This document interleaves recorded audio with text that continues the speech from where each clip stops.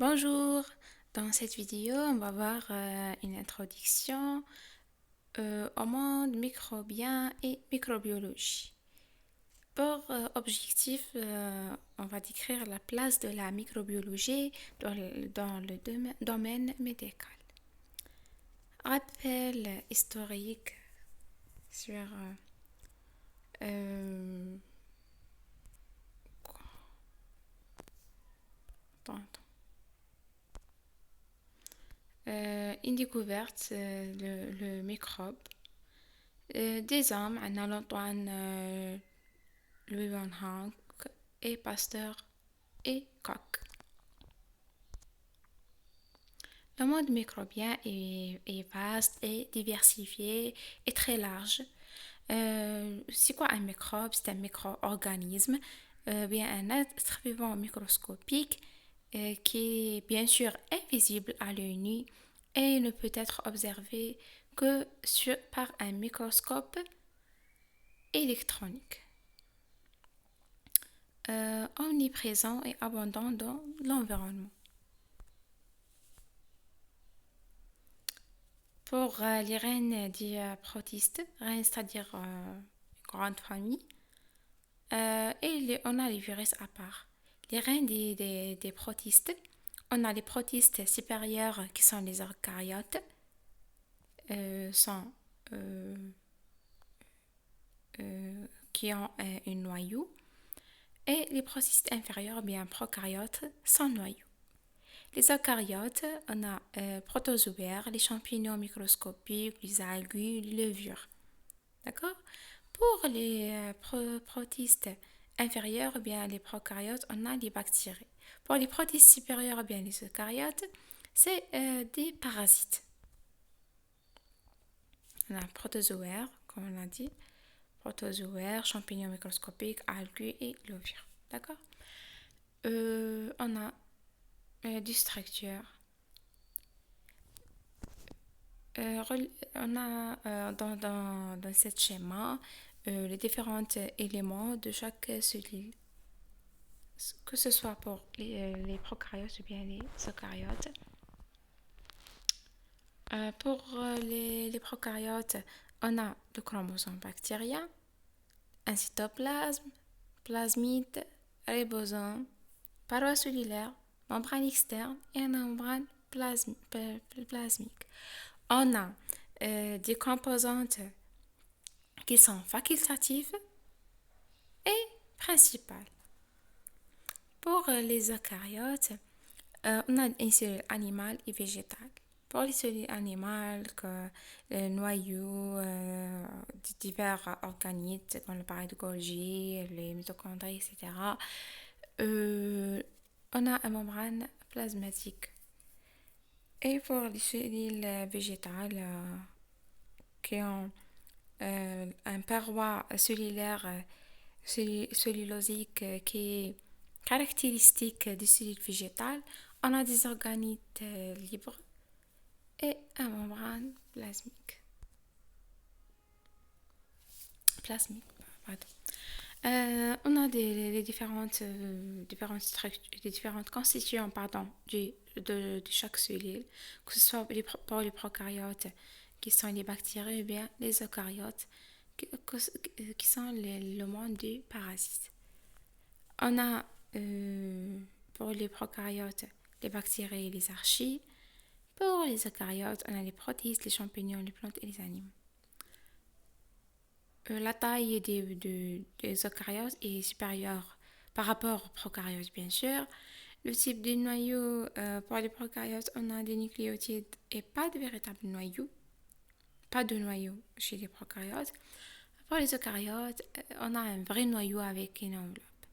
Pour l'ADN, qui est circulaire pour les prokaryotes, avec des protéines haute unité pour les bactéries. Et,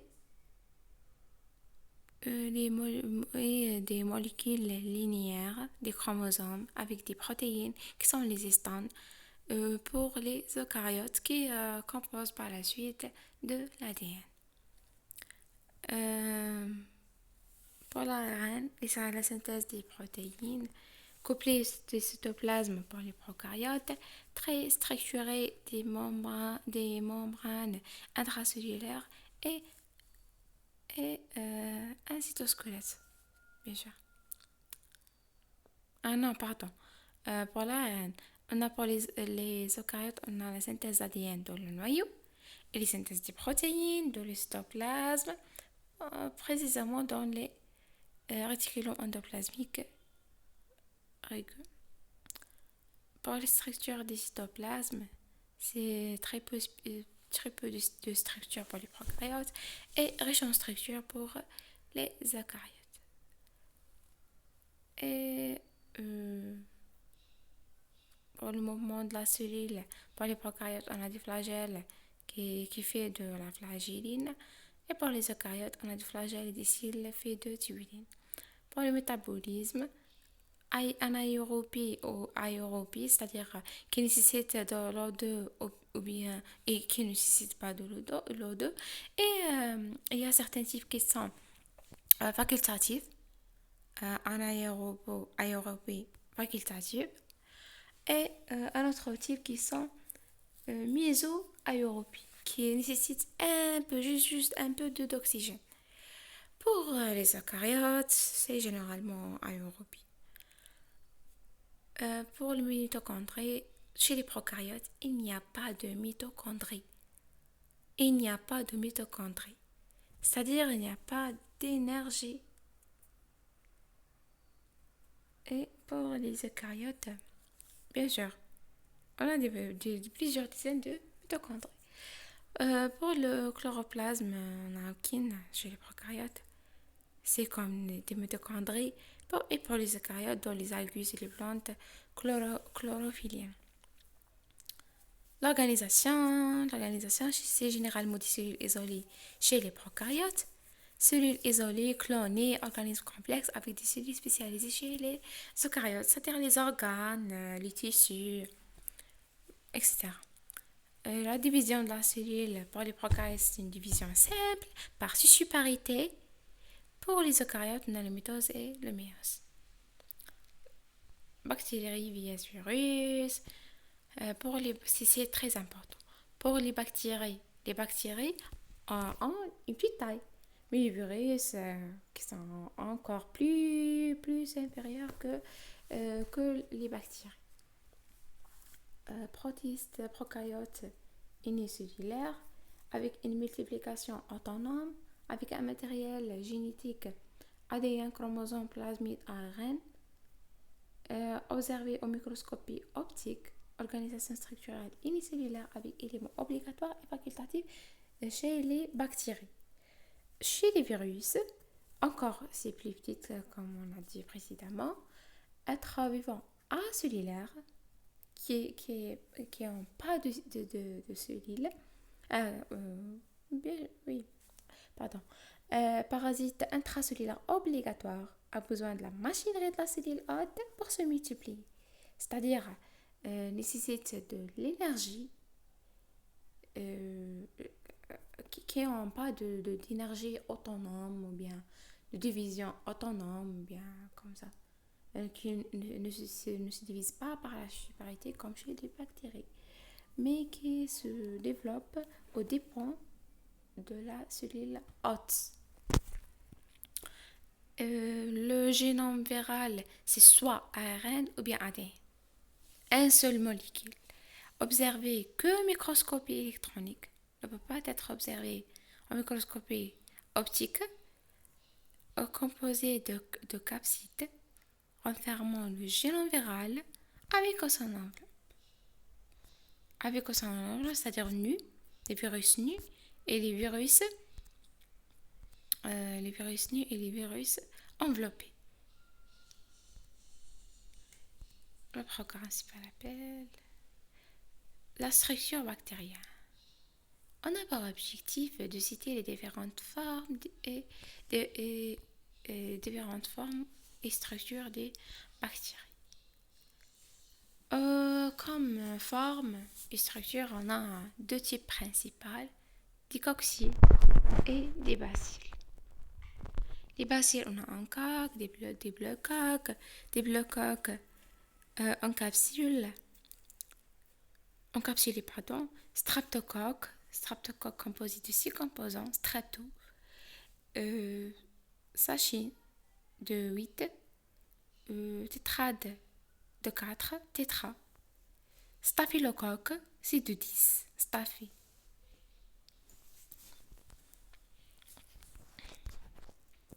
Pardon.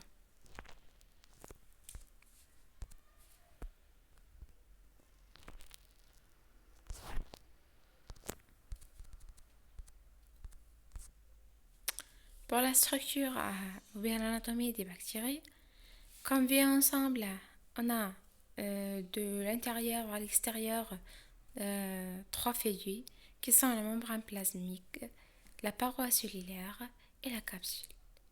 Pour le cytoplasme, on n'a pas plusieurs organites, comme on a dit précédemment, comme chez les eucaryotes. On a des ribosomes, des plasmides, des pilets et des flagelles. On a des éléments qui sont facultatifs et éléments qui sont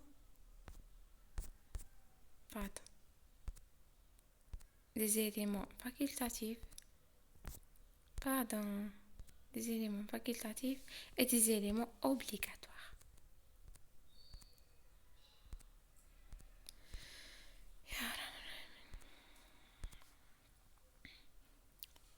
Pour les éléments obligatoires, on a le chromosome bactérien, les ribosomes, le cytoplasme, membrane cytoplasmique, la paroi bactérienne. Pour les éléments facultatifs, on a le plasmide bactérien, les pilets, les flagelles, la capsule et les spores.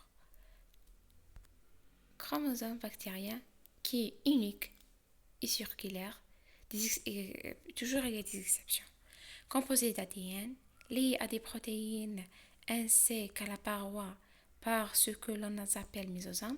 Le mésosome, c'est plus important. Support de l'information génétique. Il n'existe pas de noyau chez les bactéries, bien sûr. Il existe des éléments génétiques extra-chromosomiques appelés les plasmides. On a les plasmides, les capsides, etc. On a plusieurs éléments extra-chromosomiques. L'intérêt d'étude des chromosomes bactériens, c'est la génie génétique et la génétique bactérienne. Les étapes de transcription et de réplication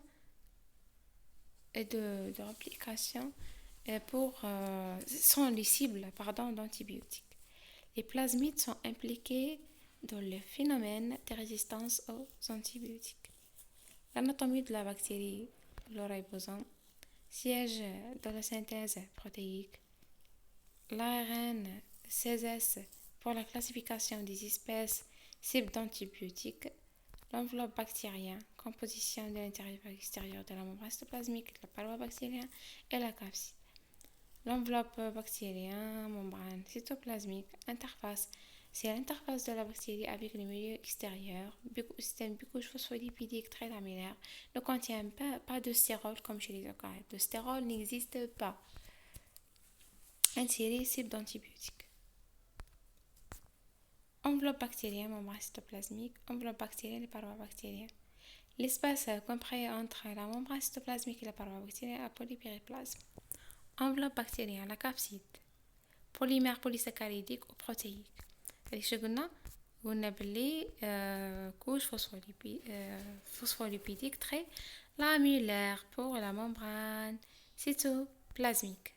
Phospholipidique, bicouche phospholipidique très lamulaire. Pour la capsule, c'est un polymère polysaccharidique ou protéique qui enveloppe la bactérie, permet à la bactérie de s'opposer à la phagocytose. C'est très immunogène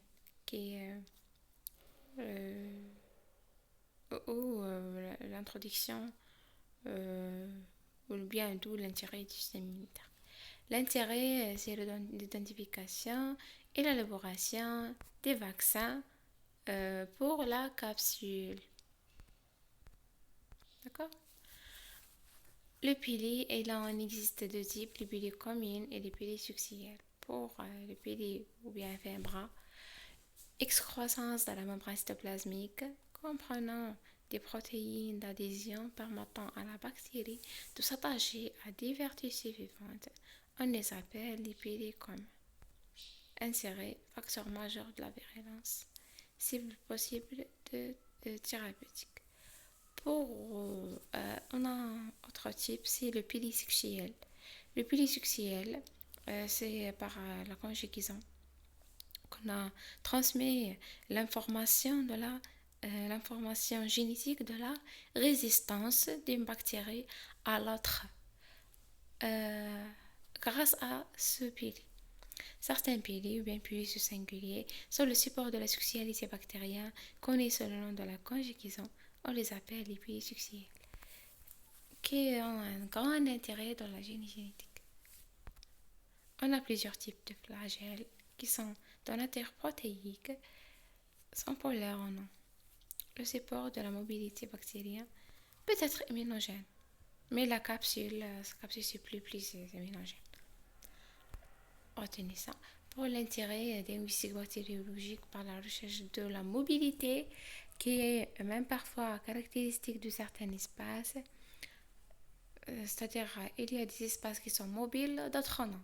La recherche d'antigènes ou d'anticorps spécifiques, exemple, on a l'antigène H des Salmonella. Salmonella, c'est une bactérie. C'est une entérobactérie. Pour les spores, plutôt une forme bactérienne qui est une structure à part entière. Le spore, c'est-à-dire la bactérie entre dans sa semelle, le spore qui est la forme de la résistance de la bactérie dans le milieu extérieur lorsque les conditions du milieu extérieur changent ou bien euh, bien sans lorsque le milieu extérieur ou bien l'environnement sera quand, sera défavorable dans le froid, dissociation, la chaleur, en présence des antiseptiques qui posent des problèmes pour la conservation des aliments et l'hygiène hospitalière, d'où les maladies nosocomiales. L'intérêt, c'est le diagnostic d'espace, la mesure de la prophylaxie, c'est-à-dire l'hygiène de la vie. Non, pardon, la prophylaxie, c'est wiqaya, c'est ça. Rappel sur la structure de l'enveloppe bactérienne. On a la membrane cytoplasmique, la paroi bactérienne. La paroi bactérienne, on a plusieurs particularités de la paroi bactérienne qui caractérisent certaines espèces. Et on a la capsule bactérienne, la coloration de la gramme, on a l'application de violet de cristal, premièrement, après l'iode, après l'alcool, après le safranine. Après, on va voir, c'est les bactéries gardent la coloration violette, c'est-à-dire qu'elle est gram-positive, soit des bacilles gram-positifs ou bien des cocci gram-positifs. Si elles ne gardent pas la couleur violette, c'est-à-dire qui sont des grammes ou bien des sont des cocci ou bien des bacilles gram négatifs. Voilà, on a quatre types principaux. On a un cinquième type, on va aller parler dans les vidéos qui suivent, Inch'Allah. Bacille gram négatif qui ne garde pas la coloration, coccygram négatif qui ne garde pas la coloration violet. Pour gram positif qui garde. Ce sont les coccygram positifs, ce sont les bacilles gram positifs. La relation gramme-structure de la paroi bactérienne. Comme on a dit, on a une paroi fine chez les grammes positifs, pardon, chez les grammes positifs, on a une couche de polyglycane qui était épaisse pardon, par rapport à celle des grammes négatifs, qui est une couche mince de phospholipides. D'accord? Et on a une particularité pour les grammes négatifs qui était la paroi externe. On récapitule. Les grammes positifs, polyglycane, on a une couche de polyglycane épais, grammes négatifs, polyglycane plus fine. On a pour les grammes négatifs de mémoire externe, comme on a dit, avec les antigènes somatiques, AGO, endotoxines. Les variations de la structure de la paroi bactérienne qui caractérisent certains types de bactéries, mycobactéries, acide mycolique, responsable de l'acido-alcoolo-résistance. On a les acides mycoliques, on a ça, ce sont les acides mycoliques qui caractérisent, qui donnent la consistance de la cire pour les mycobactéries et qui donnent la résistance aux colorations. C'est-à-dire, la coloration ne va pas changer. C'est-à-dire, résiste à l'alcool et à l'acide et garde la coloration. Pour les variantes de la structure, d'accord. Les spirochètes, c'est un flagelle qui s'enroule le long de l'axe de la bactérie, qui entoure toute la bactérie et empêche la coloration d'entrer à l'intérieur de la cellule, de la cellule bactérienne. Pardon, pas dans la bactérie, parce que la bactérie ne contient pas de cellule. C'est un prokaryote. Variante de la structure de la paroi bactérienne. Mycoplasma, absence de peptidoglycane. Le rôle a un rôle très important. La rigidité et la forme de la bactérie, la résistance et la protection des modifications osmotiques, c'est le principal rôle de la paroi bactérienne, c'est la protection des modifications osmotiques. On a remarqué que les parois constituent un cible des lysosomes, que sont des enzymes qui détruisent la paroi. De plus, elle est immunogène grâce aux antigènes qui se présentent sur la paroi. Un seul de la structure de la paroi bactérienne, c'est l'identification bactérienne, la diagnostic antigénique, les antigènes somatiques ou bien AGO. Elle constitue la cible d'antibiotiques comme les bêta-lactamines, glycopeptides, vancomycine, et l'orientation clinique et le facteur pronostic. Ce sont des B-coxy, grammes positifs, sont des coxygrammes positifs, bacilles grammes négatifs, bacilles-grammes négatifs en forme de virgule. On a ça encore, bacilles-grammes négatifs, coxygrammes négatifs, bacilles-grammes positifs, bacilles-grammes positifs, bacilles-grammes positifs, bacilles-grammes positifs avec des spores. Là en blanc, des spores. Je vous remercie. Conclusion. La pratique médicale implique la présence d'infections. La présence d'infection implique la présence de microbes. Parmi les microbes, il y a des bactéries. Les bactéries possèdent des structures d'intérêt médical. Donc, ne pas connaître les bactéries, c'est ne pas connaître une partie de la pratique médicale. Et je vous remercie.